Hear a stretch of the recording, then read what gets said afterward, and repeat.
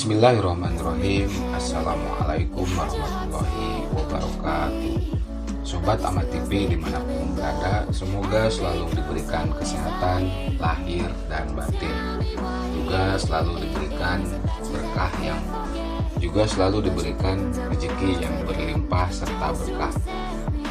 Video sebelumnya sudah Amat TV share mengenai persyaratan apa saja yang harus dipersiapkan untuk mengikuti PPDB tahun 2022 baik SMA maupun SMK. Nah, pada video kali ini Amat TV mencoba memberikan informasi mengenai kuota tiap jalur PPDB tahun 2022 baik untuk SMA maupun untuk SMK. Yang pertama untuk SMK, sobat-sobat, terlihat di diagram lingkaran ini untuk prestasi yaitu 25%. Ini untuk SMA dulu, kita bahas satu-satu. Yang kedua untuk perpindahan tugas orang tua yaitu 5%. Kemudian afirmasi 20%, zonasi 50%. Terlihat di diagram bahwa jalur untuk kuota untuk jalur tertinggi atau terbanyak untuk SMA yaitu di jalur zonasi yaitu sebanyak 50%. Kemudian berikutnya untuk SMK, yang pertama kita lihat dari atas ke kanan searah dengan jarum jam. Yang pertama prestasi kejuaraan yaitu 5%. Mungkin nanti ini dibuktikan dengan sertifikat. Kemudian afirmasi 20%, prioritas terdekat 10%, ini nama lain dari zonasi. Kemudian perpindahan tugas orang tua 5%, dan yang terbanyak itu adalah prestasi rapot yaitu 60%. Jadi sudah kita bisa simpulkan untuk SMA yang terbanyak kuotanya yaitu pada jalur zonasi, dan untuk SMK kuota terbanyak yaitu jalur prestasi rapot. Berikutnya, nah ini secara detail masing-masing jalur PPDB, SMA dan kuota. Yang pertama untuk SMA dulu sobat-sobat. Tapi sebelumnya, yang baru menemukan channel Amat TV ini, bantu like, subscribe, komen, and share supaya channel ini terus berkembang dan selalu memberikan informasi yang bermanfaat. Baik, kita lanjut sobat. Yang pertama untuk jalur zonasi, sekali lagi ini SMA. Jangan di skip ya sobat-sobat biar tidak gagal paham. Yang pertama sekali lagi untuk jalur zonasi itu 50%. Kemudian afirmasi 20%, dan ini dibagi dua, afirmasi KRTM 12%, dan untuk jalur disabilitas 3%. Ini sudah 15%. Kemudian kondisi tertentu 5%. Jadi afirmasi dibagi menjadi beberapa bagian. Kemudian berikutnya perpindahan tugas orang tua, wali atau anak guru. Nah, ini 5%.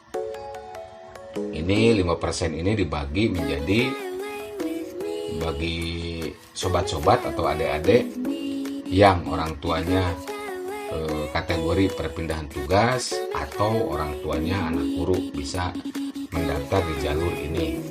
Kemudian yang berikutnya adalah prestasi 25%. Nah, ini sisa kuotanya karena kita jumlahkan 50 tambah 20 75 tambah 5 75. Ini sisa kuotanya untuk SMA ini ada di jalur prestasi yaitu 25%.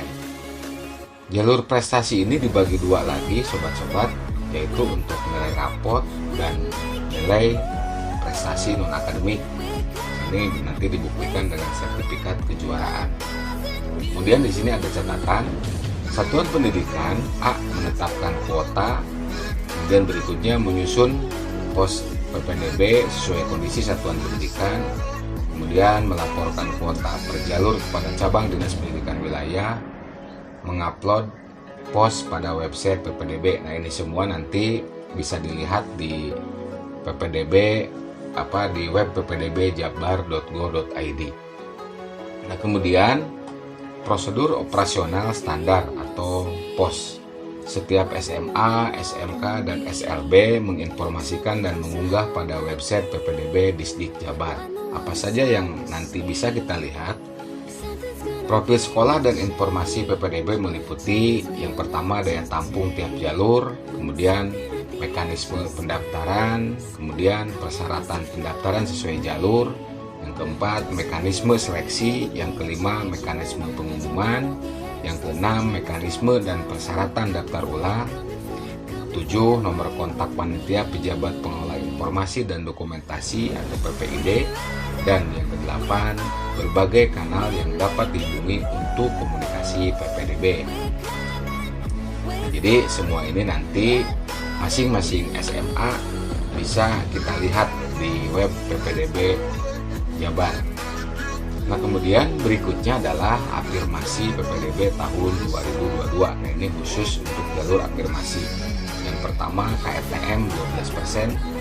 KRTM itu apa? Sudah dijelaskan di video sebelumnya, yaitu keluarga ekonomi tidak mampu 12%. Kemudian anak kebutuhan khusus, disabilitas, cerdas istimewa dan bakat istimewa atau CIBI itu kuotanya 3%, kondisi tertentu 5%. Jadi untuk jalur afirmasi ini kita totalkan kuotanya 20%. Nah, untuk kondisi tertentu di sini ada keterangan sobat-sobat. Layanan PPDB yang ditujukan bagi masyarakat yang terdampak kondisi tertentu, di antaranya petugas penanganan COVID-19, korban bencana alam atau sosial yang dapat mengganggu kelancaran PPDB putra-putrinya.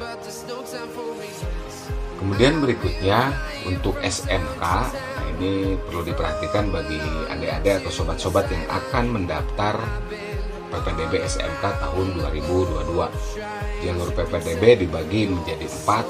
Yang pertama afirmasi 20%. Nah, ini juga dibagi 3 bagian, yaitu untuk KRTM, ABK atau anak berkebutuhan khusus atau disabilitas, dan CIBI. Kemudian kondisi tertentu 5%. Jadi sekali lagi afirmasi dibagi menjadi 3 bagian. Kemudian jalur yang kedua adalah prioritas terdekat. Nah, ini untuk jalur SMA namanya zonasi, sementara untuk SMK namanya prioritas terdekat. Jadi harus dipahami oleh sobat-sobat.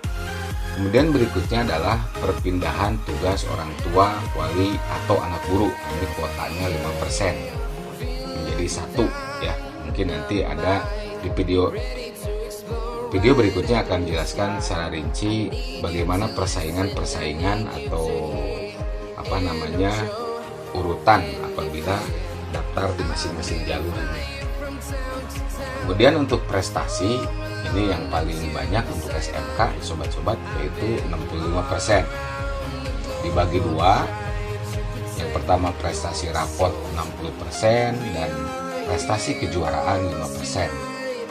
Kemudian prestasi rapot juga dibagi 2 lagi, persiapan kelas industri 35% dan